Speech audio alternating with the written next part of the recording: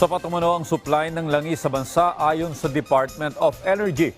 Kaya't panawagan ng ahensya, hindi makatutulong ang pang-hoard o panic buying sa mga produktong petrolyo. Ang detalye sa report ni Rod Lagusad. Hindi makakatulong ang panic buying. Ito ang binagyang diin ng Department of Energy sa publiko. Ayon kay Energy Secretary Sharon Garin, may sapat na supply ng langis sa bansa at ang problema ay ang mataas na presyo nito. Kasunod na rin ang kaguluhan sa Middle East. Marami dyan, gagawin nila, pupunta ng gas station at magpapagas at magdadala ng container, good enough for 8 weeks, no? E paano naman yung mga driver natin na araw-araw sila po nagsiservisyo sa mga pasahero natin? May limitasyon anya ang kakayahan ng mga gas station pagdating sa supply. Una nang binigyang diin ng Pangulo na wala dapat hoarding at profiteering o pananamantala sa kasalukuyang sitwasyon.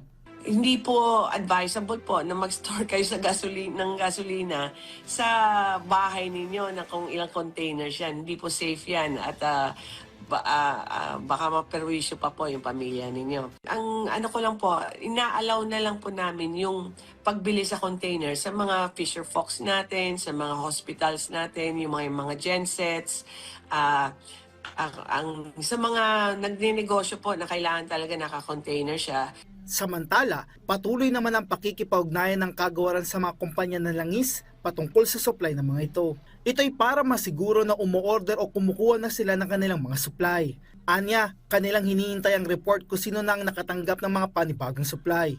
Ayon kay Garin, nasa 50 araw ang kasalukuyang dami ng reserba ng bansa.